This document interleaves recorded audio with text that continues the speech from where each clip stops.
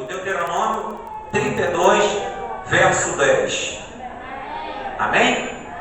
Glória a Deus. Se Jesus merece reverência na palavra dele, fica de pé comigo, você que pode. Verso de número 10. Achou-me numa terra deserta, num ermo solitário, povoado de uivos, rodeou, cuidou de mim, guardou-me como a menina dos seus olhos. Eu vou contar no tempo 3 e você vai repetir o verso 10, amém? 1, 2, 3.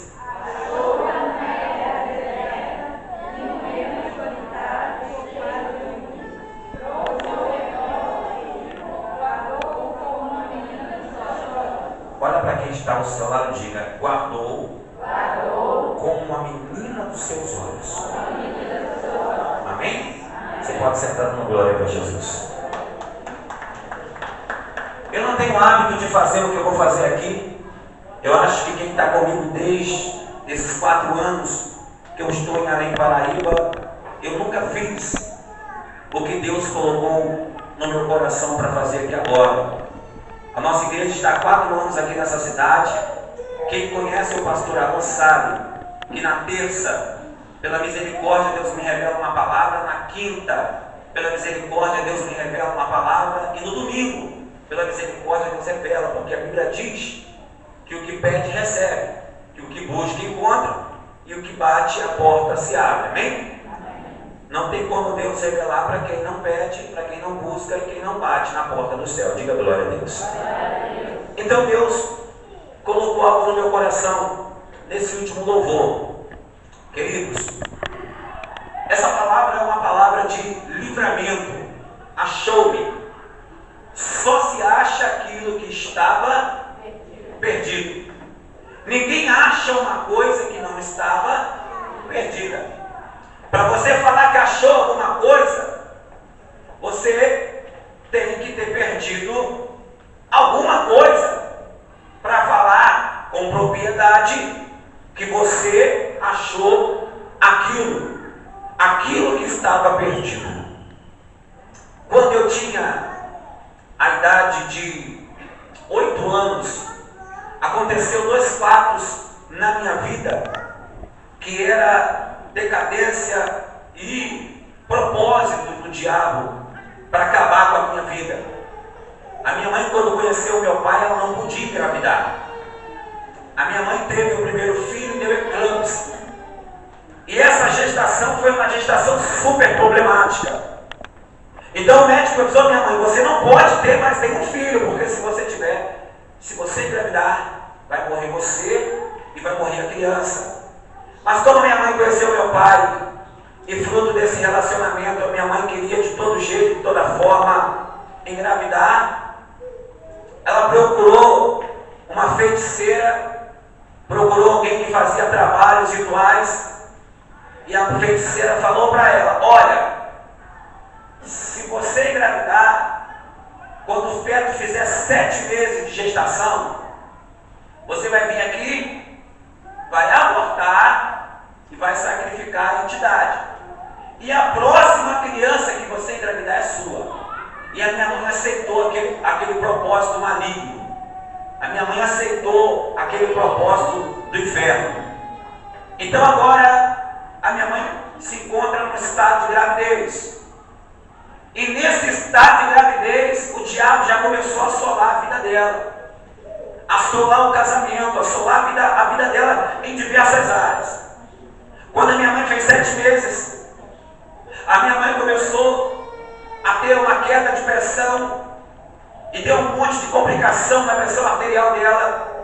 E era aquele demônio que tinha recebido aquela oferenda vindo buscar o que foi prometido, no caso o feto.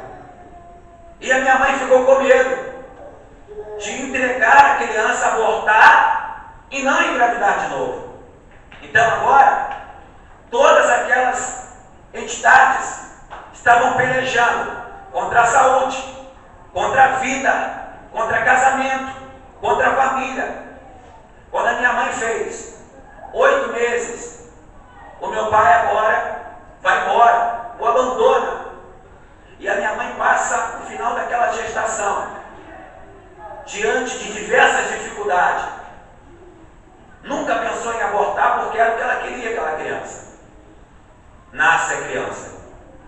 O diabo não se deixou por vencido e com a ambição fez com que essa criança trilhasse por caminhos sombrios, malignos, caminhos perversos. E a Bíblia diz que há caminhos que perante os olhos do homem são perfeitos, mas o fim dele são abismo. A Bíblia nos fala que esse abismo é o abismo da perdição. Então agora, com 8 anos de idade, a minha mãe arruma um emprego para sustentar a casa, o meu pai morando longe, e eu ingressei, me envolvi no tráfico de droga, no complexo alemão, na idade de 8 anos. Com 8 anos de idade, eu fui apadrinhado por um traficante com o nome de Letão, a qual ele me chamava de fiel. Eu era o fiel daquele traficante. E eu fui crescendo dentro daquela favela, sendo preparado para matar, sendo preparado para roubar, sendo preparado para destruir. O diabo já tinha sentenciado meu filho. O diabo já tinha feito o propósito de ceifar minha vida, de acabar com a minha história. Agora minha família já não tem mais controle sobre mim. Agora meu pai já não tem mais controle sobre a minha vida.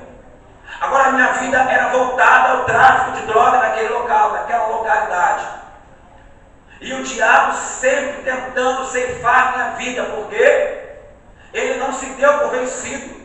A minha mãe não abortou, mas ele não insistiu em tentar tirar a minha vida. Eu tenho as 2 palmas de mão quebradas, eu tenho o maxilar quebrado. Em uma noite, saímos para fazer, na linguagem da favela, uma missão. E na volta, nós estávamos numa moto, que era 1.100 cilindradas, e descemos um viaduto, Oscar Brito. Quando descemos um viaduto, entrou um apajeiro na minha frente, eu pilotando a moto, a mais de 140 km por hora. Eu só vi a hora que deu aquela bola de fogo, e eu bati na traseira daquela apajeiro. A moto, a pessoa que estava na garupa, voou por cima da minha cabeça, caiu no chão. Logo vi uma carreta que já passou por cima do rapaz que estava na garupa da moto, porque ele caiu no meio da pista. E o que Deus fez naquele momento ali foi livrar minha vida. Como? Na batida, na velocidade. Eu fiquei agarrado na ferragem da moto, junto com a ferragem daquele carro. E Deus fez com que aquele carro freasse, parasse. E nem andando aconteceu a minha vida, porque ali Deus já tinha projetado uma história de vitória na minha vida. Mesmo que o diabo estava lutando para ceifá-la, Deus já tinha projetado a minha exaltação. Mas não se deu por vencido. O diabo não se entrega. Olha para quem está ao seu lado e diga: você, bobão. Diga: você, bobona. Você se entrega. Joga a toalha. Quer parar. Faz pirraça. Diz: hoje eu não vou na casa de Deus, não vou na igreja. Mas o diabo não para, não cansa, não descansa. Ele está lutando constantemente para te matar, para te parar, para te desviar. Tem gente que fala assim: hoje eu não vou na igreja não. Mas você acha que o diabo fala assim: hoje eu não vou atentar ela não? Você acha que ele faz? Hoje eu não vou perturbar ele não? Você acha que ele faz isso? Você acha que o diabo, essa hora, está deitado numa rede, tomando água de coco, descansando? Você acha?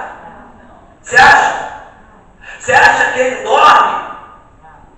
Então, naquele momento, Deus efetuou um livramento. Fomos lá, pagamos um médico particular. E ele: tem que fazer, tem que botar um aparelho na tua boca, o maxilar quebrou, tem que engessar as mãos. Mas 20 dias depois eu estava pronto para outra. E olha para quem está ao teu lado e diga assim: olha, Deus pode estar provando o seu coração. Pergunta por quê? Eu estou há 4 anos aqui nessa cidade e nunca dei meu testemunho. Amém, igreja? E Deus mandou falar hoje o que Ele fez na minha vida. Amém? Amém? E eu sou uma pessoa observadora. Pensa que não, mas sou. Tem gente que acha que Deus me dá a revelação no final do culto. Não dá não, irmão. Deus me dá a revelação desde a bênção apostólica. Eu só observo a igreja. Pastor, tu entrega? Nem para todos. Porque eu percebo pessoas conversando no culto. Eu acho que se não prestou atenção no culto, tem que orar para ouvir a voz de Deus. Eu não vou falar, amém? Amém, irmão? Amém. Eu fico só observando a igreja.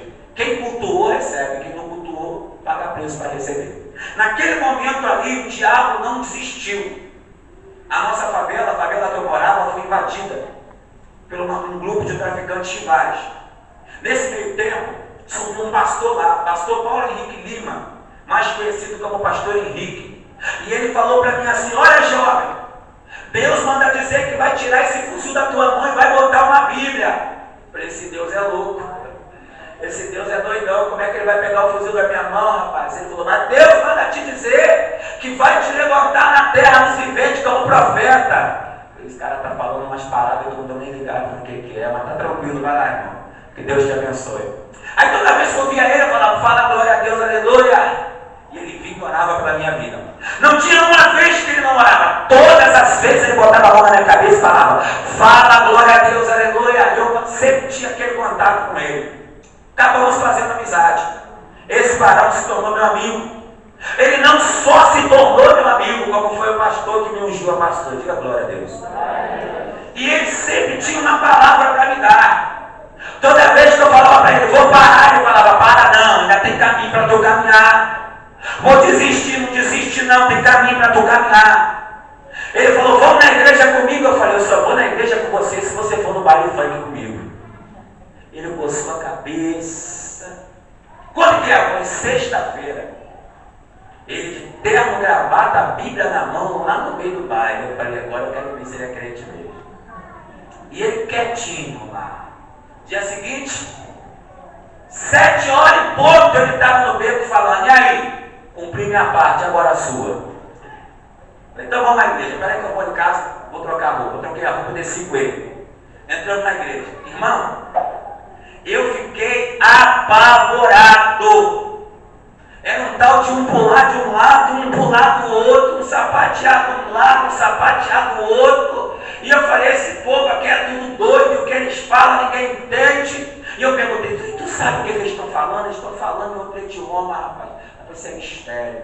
Tudo que eu falava para ele, eu falava: isso é mistério. Mas até então, quem não conhece as coisas de Deus, as coisas do Espírito, nunca vai entender. Você só passa a entender depois que você se conecta ao Espírito de Deus. Naquele momento, Deus me levou dentro daquela igreja, usou uma mulher desse tamanhozinho, missionária Beth, e ela falou assim: ó, céu, inferno, qual é a sua casa? Eu falei: nem eu sei, mano. E ela falou: Deus manda lhe dizer que tu vai para o inferno. Eu falei: agora, ó, eu entrei aqui, não tem nem 20 minutos dentro da igreja, e já estão dizendo que eu vou para o inferno. Os crentes é tudo assim, quando não tem Bíblia para falar, para te evangelizar, eles falam que você vai para o inferno. Olha para quem está ao seu lado e diga assim: irmão, não vai para o inferno só quem não aceita Jesus. Diga quem é fofoqueiro, quem é mentiroso, quem é caluniador, quem julga. Amém? Tem, pastor, se não aceitar Jesus vai para o inferno, mas se aceitar e continuar com a língua grande vai do mesmo jeito. Então, naquele exato momento, eu falei: essa igreja não é uma igreja que eu quero fazer parte. Esse povo é tudo doido. Mano, posso falar? Posso? Quando os irmãos me abraçaram dentro daquela igreja, eu senti, irmão, o cheiro do pecado. E o pecado fede a CC, diga glória a Deus. Foi uma provação. Eu costumava usar perfumes importados, e eu falei: ainda bem esse povo para me abraçar fedendo. Muito humilde, mas continuei ali. Então era assim: ele ia na sexta comigo, no domingo eu ia na igreja com ele. Na sexta ele estava comigo, no domingo eu estava na igreja com ele. Quando foi um dia, essa mulher me encontrou na rua e falou comigo: Deus mandou eu vir da minha casa ali falar, você vai morrer. Eu falei: se você continuar falando isso para mim, quem vai morrer vai ser você. Primeiro falou que eu vou para o inferno, agora tu fala que eu vou morrer. Ela: é revelação. Eu falei: me explica o que é revelação. Ela: Deus fala comigo e eu passo.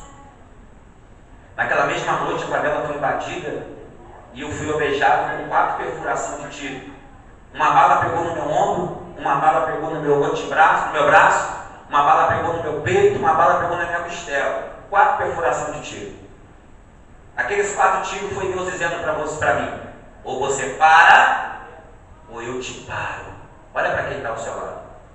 Bota o dedo de direção a essa pessoa e diga: ou você para, ou Deus te para. Irmão, Deus, se tu não deixar eu morrer, eu vou para a igreja. Deus ainda não está no tempo de ir para a igreja, não.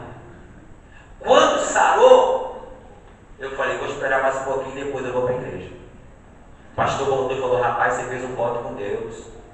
Você falou para Deus que se tu sobrevivesse, você falou para Deus que você ia se converter, rapaz. Você não brinca com Deus, não. Tentaram me procurar, 25 mandatos de prisão dentro daquela favela para me prender. Não vou falar o que o diabo usou minha vida para fazer, porque eu estou aqui para falar o que Deus fez, amém?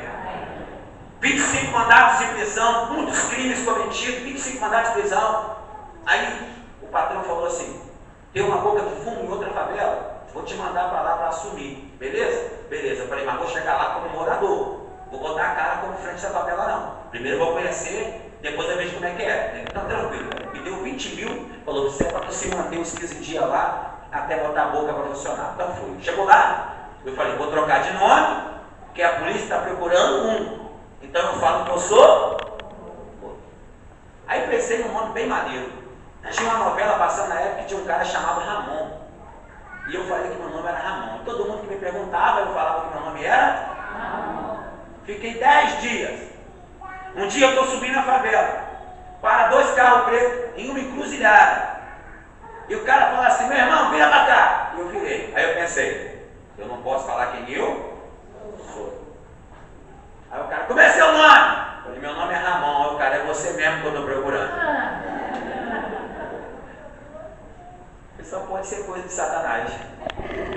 Me pegaram, ficaram 30 dias me batendo, me torturando para me falar que eu era uma pessoa que eu não era. Eu não sou, e é você falou que é o cara, como é que você não é agora? Ramon era o nome de um bandido que tinha fugido daquela favela e eles estavam procurando. Eu não sabia e não tinha dom de revelação naquela época, amém? E eles me bateram, é tu, não sou eu, é você, não sou eu, você não sou eu, é você não sou eu, é você não sou eu. Queimaram meu corpo, cigarro, me esfaquearam. Aí o cara falou assim: ó, já que não tem jeito, dá logo um tiro na cara desse maluco aí, acaba com tudo, rapaz. O cara tá tirando você como otário. Aí o bandido botou a arma na minha cabeça assim e atirou. Quando ele deu o primeiro tiro, eu já senti o gosto de sangue na boca. A arma que apontou para a cabeça fez, o Senhor desviou a direção da bala e fez a bala bater no meu peito, no meio do peito certinho. Aí eu caí e eles deram mais 3 tiros pelas costas. Uma bala perfurou o pulmão, uma bala perfurou o intestino e outra bala estraçalhou meu baço.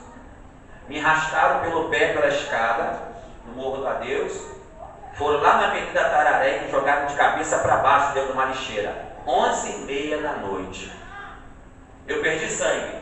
De 11h30 até 4h30 da manhã.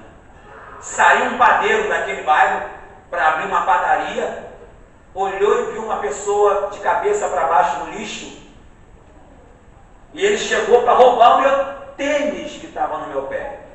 Quando ele mexeu em mim, eu estava vivo, lutando para viver. E ele falou: rapaz, o que é que fizeram?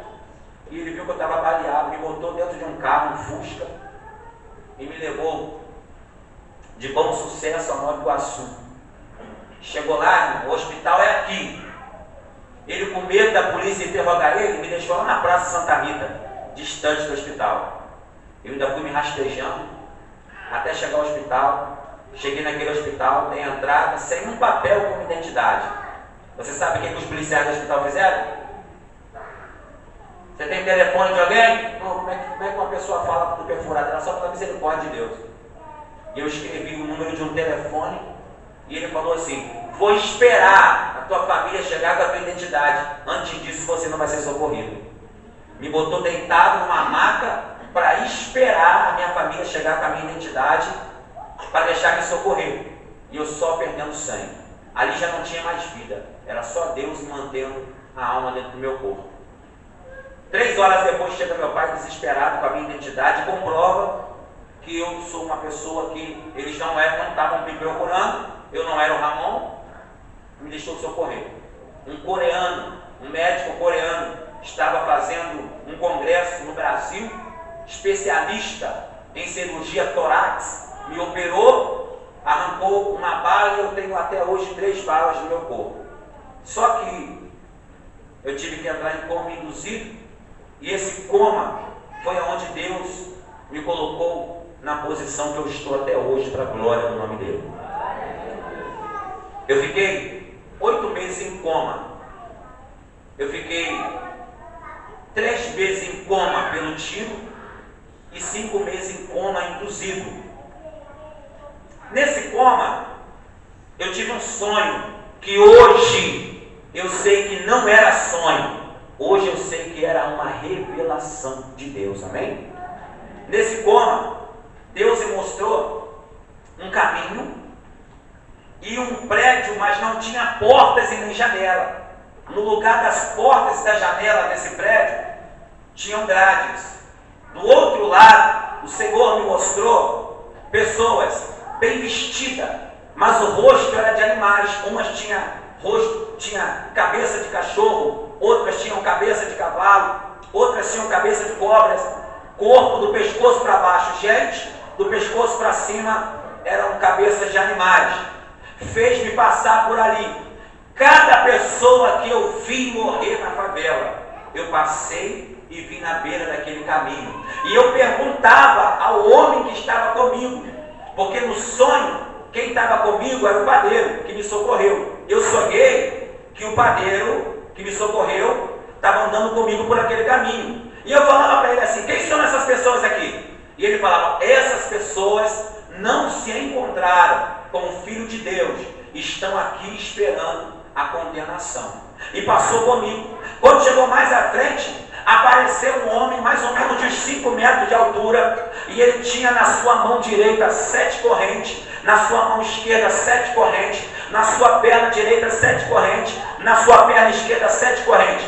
Em cada corrente tinha um crânio, uma cabeça, um crânio pregado na corrente. E ele andava rastejando aquelas correntes nas mãos e dos pés. E eu perguntei àquele homem que estava comigo, que na visão era o padeiro, e eu falava para ele: quem é esse homem? E ele disse para mim: esse homem é o demônio responsável em separar a alma, em dividir a alma. Ele faz a separação das almas que pertencem a ele, das almas que não pertencem a ele. Ou seja, quando alguém morre sem Jesus, esse demônio vai lá e pega a alma da pessoa e traz para um lugar para aguardar a condenação. Quantos me ouvem e me entendem? Diga amém. Amém. Naquele momento ali, ele veio para tirar a minha vida, ele veio para me levar, para me arrancar. E aquele homem que na visão era o padeiro disse: esse tu não pode tocar, esse está selado. Quando eu olhava para mim, eu estava como se fosse aquela beca do hospital, que é aberta nas costas, aquele roupão branco. E ele disse assim: olha para ele, agora tu não pode tocar nele. E eu perguntava: e essas correntes? Ele disse: são correntes que estão presas a pessoas que ainda estão vivas. E quando essas pessoas morrem, ele só puxa a corrente e traz elas direto para cá. E ele estava em um lugar que parecia um cemitério. E esse demônio que separa as almas estava olhando para a palma da mão. E já estava lá na palma da mão o nome de pessoas que tinham feito tratos e tinham feito pactos com o diabo. E ele passou comigo naquele lugar. E eu falava para ele: e aquele homem que está com a cabeça partida? E ele falava: olha ele subia em cima do prédio, quando chegava lá em cima, pulava e se matava, a cabeça explodia. De repente voltava a carne para o lugar, e ele subia de novo, voltava lá em cima, batia, explodia. E eu falava: e aquele homem que está pegando fogo e depois voltava a carne? Ele disse: esse homem está queimando, olha para ele. Ele tentou matar, tirou a própria vida se queimando. Eu falei, e aquele que está pendurado na corda, no pescoço? Ele disse, se matou também. Eu falava, o que acontece com eles? Olha para cá e preste atenção no que eu vou lhe dizer. Quando uma pessoa se mata, é morte eterna. Se ela pulou de um prédio, é uma eternidade assim, ó, sobe no prédio, pula, morre, volta de novo, sobe no prédio, pula, morre, volta de novo. Quem me entendeu? Quando é queimada, morreu queimada, ela botou fogo no corpo, queimou tudo, morreu. Depois volta a carne, queima tudo, morre. A pessoa sente aquela dor, aquela angústia da morte eternamente. Quando pendura uma corda no pescoço, se mata, ela se enforca, depois é tirada, e aquela cena se repete, como se estivesse voltando uma fita, voltando e rebobinando e voltando. Quem está me entendendo, diga amém. Amém. E ele passou comigo aquele corredor e foi mais à frente. E eu falei para ele, quem são aquelas pessoas que estão do corpo para baixo, gente, e do corpo para cima são animais? Ele disse, aquelas são as pessoas que estavam dentro da casa de Deus, mas a serviço do diabo. Elas foram transformadas. Quando uma pessoa morre aceitando Jesus, ela é transformada em um corpo de glória. Quando uma pessoa morre sem ter Jesus, ela é transformada, mas não é em um corpo de glória. E eu falei, e aquelas pessoas que estão com cabeça de cavalo? E ele diz, aquelas são as falsas, os falsos profetas, aqueles que falaram em nome do Senhor, sem o Senhor ter mandado falar, foram transformados em demônios. E eu falei, as que estão com cabeça de cachorro, de ser todos aqueles que praticaram feitiçaria, macumbaria, bruxaria, essas pessoas foram condenadas a essa ação maligna, e foi passando comigo, e de repente eu vi uma prisão, uma cadeia, e tinha muitos presos lá dentro. Eu via o fogo, entrava lá dentro, queimava aquelas pessoas até o pó. Quando chegava no pó, as pessoas voltavam à carne, aquele fogo queimava de novo. E eu falei, e essas pessoas? E ele disse, essas foram as que fizeram pacto para a riqueza, pacto para sucesso como cantor, pacto para sucesso como modelo, como jogador de futebol. E eu falei, por que o fogo queima e elas voltam à carne de novo? Ele disse, essa é a morte eterna, a condenação eterna. A pessoa pede para morrer, mas não morre. Ela vai ficar aquela eternidade sofrendo a tormenta e a dor da morte. E foi passando comigo por ali, e de repente me mostrou uma mesa. E quando ele me mostrou uma mesa, ele falou, olha para essa mesa. Tinha muitas fotos de diversas pessoas, pessoas importantes, não importantes, pessoas conhecidas, não conhecidas.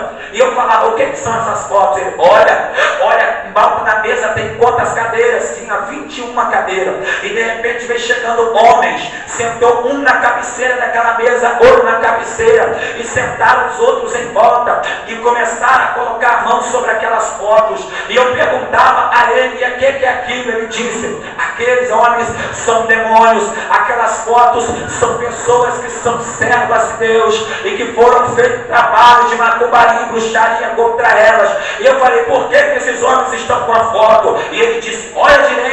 E quando eu olhei, não era homem, era olhos como olhos de monstro, boca transfigurada, ou face transfigurada. E eles batiam na mesa dizendo, vão parar, vão cair, vão desviar, vão parar,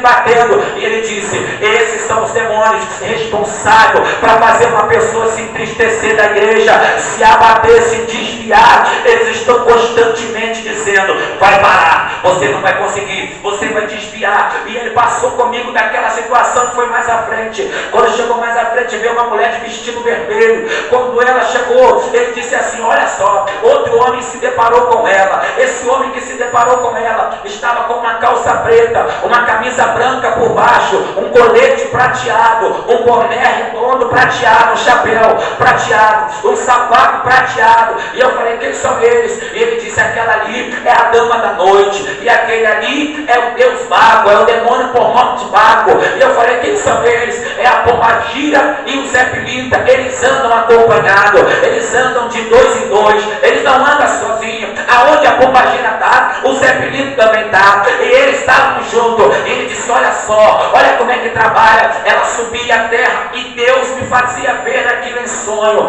Ela entrava no corpo de uma mulher, fazia a mulher trair o marido, e de repente ela saía do corpo da mulher. O Zé Pilintra vinha, entrava no corpo do marido e fazia o marido matar a mulher. E aqui eles estavam destruindo, acabando com vidas. O demônio entrou, fez a mulher trair, saiu, e entrou outro no marido e fez o marido matar e saiu. E de repente mais uma família era destruída, mais uma família era acabada. E de repente passou mais à frente, eu vi uma mulher cheia de trapo na roupa, muitos trapos, roupas sujas, velhas, e quando ela olhava para trás, uma nuvem de mosca varejeira sobre a cabeça dela. Eu perguntei ao padeiro, quem é? E ele disse, essa é Maria Mulambo. E eu falei, o que ela está fazendo? Ele disse, ela está trazendo miséria, ela que traz o desemprego, ela que traz a dificuldade financeira. E eu falei, por que ela está na mão com uma panela? E ela mexe algo e está na boca dessas pessoas.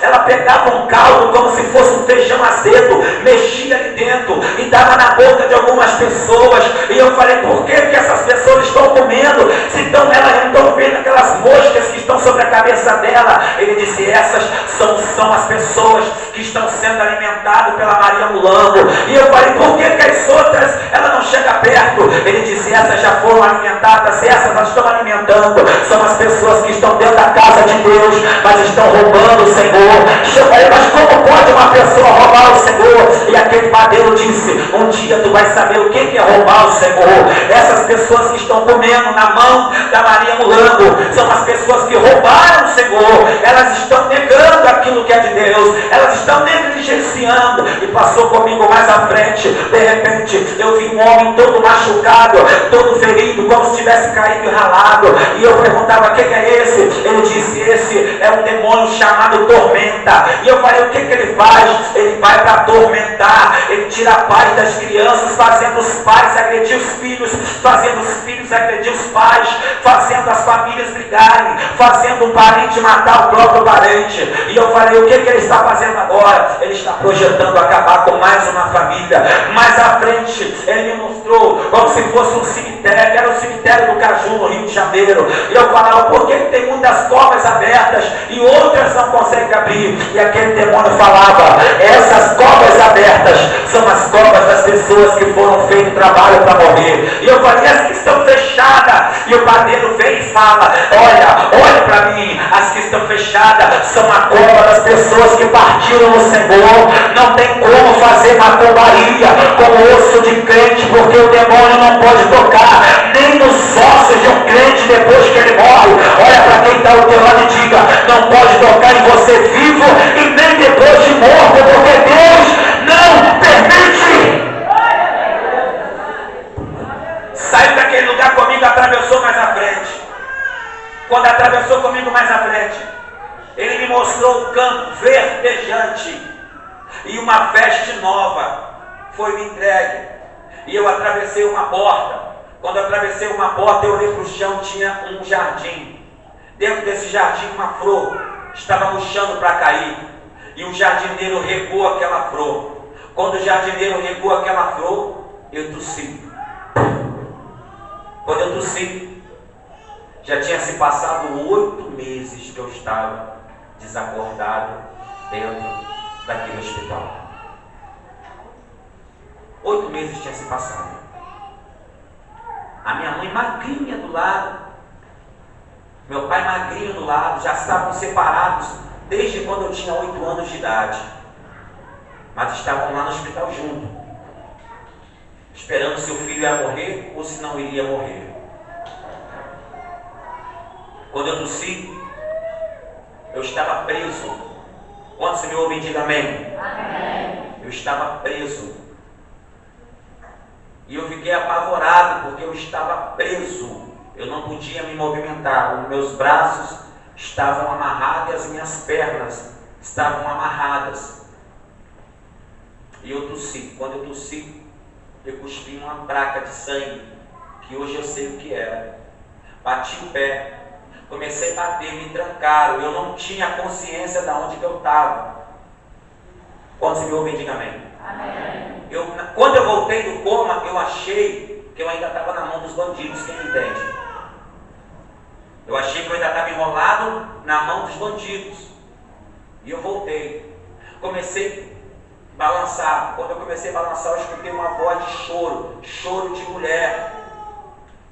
Essa mulher chorou, gritou. Quando puxou para fora, eu estava dentro de uma gaveta do necrotério do Hospital da Posse, em Nova Iguaçu, porque a minha mãe e meu pai já tinham autorizado de ligar os aparelhos. A mulher que estava abrindo a gaveta é a irmã Aparecida Nunes, que hoje ela é membro da nossa igreja no Rio de Janeiro. Estava desviada da Assembleia de Deus de Madureira. E ela disse que nunca tinha visto um milagre na vida dela. E ela não queria morrer sem antes ter visto Deus fazer um milagre. Deus me devolveu a vida. Eu só ouvi uma voz assim dizendo: filho, és para mim um vaso escolhido para uma grande obra. Vai, e sobre a sua boca abaterei nações, construirei e edificarei, porque és tu um escolhido meu. A voz que eu ouvi falou comigo dessa forma, e eu voltei. Quando eu voltei, ela botou a mão na gaveta e puxou para fora. Quando ela botou a mão na gaveta e puxou para fora, ela viu que eu estava me mexendo. Ela foi lá e cortou o pano com uma tesoura, cortou a fita que estava enrolando meus braços, segurou na minha mão. Quando ela segurou na minha mão, eu vomitei a bola de sangue. Quando eu vomitei a bola de sangue, ela foi batizada com o Espírito Santo, e eu também fui batizado com o Espírito Santo, para a glória de Deus, que fez os céus, que fez a terra. Ela sai correndo e vai chamar o médico. O médico desce. E ela fala: doutor, um menino que foi baleado, ele morreu? O médico perguntou: por que você está perguntando? Ele morreu? Por que você está perguntando? Então vem cá ver. Ele está vivo. Olha o médico falando. Acontece isso. Às vezes o coração para e depois volta. Diga para quem está ao seu lado: a gente sabe que é Deus que faz milagre. Diga. E quando meu coração voltou para servir ao nosso Deus. O médico veio, desceu, me tirou dali. 15 dias depois, eu estava dentro da enfermaria, sentado, falando com a família, com a minha Bíblia e glorificando o nome do Deus de Israel. Um ano depois eu fui ungido a pastor. Diga glória a Deus. Muito rápido. Ou melhor, no mesmo ano que se passou, eu fui ungido a pastor. E o que eu vim falar hoje aqui é o seguinte: o que me faz ficar na presença de Deus foi Deus ter me mostrado para onde que uma alma vai se ela morrer sem estar com Cristo. A tormenta que eu vi, Deus não me mostrou o céu, Deus me mostrou o inferno. Hoje eu estou no céu, diga glória a Deus. Mas o que Deus me mostrou que ia acontecer com pessoas que não aceitaram Jesus, me faz superar qualquer dificuldade e permanecer de pé na presença de Deus. Eu não posso parar. Pastor, está ruim, mas não posso parar. Pastor, o vento está grande, mas não posso parar. Por quê? Eu sei para onde vai quem para. Olha para quem está ao seu lado, diga: se tu soubesse, até nos dias que não tinha culto, tem que estar na porta de uma igreja. Tem gente que está brincando. Não brincando de ser crente, porque ninguém brinca de ser uma coisa. Porque ou é ou não é, certo? Tem gente que está brincando com a sua própria vida, com a sua salvação. Eu não tenho nada a dizer se tem alguém pecado ou se não tem. A palavra que diz: quem condena o pecado não é o pastor, quem condena o pecado é a palavra. Quem diz amém,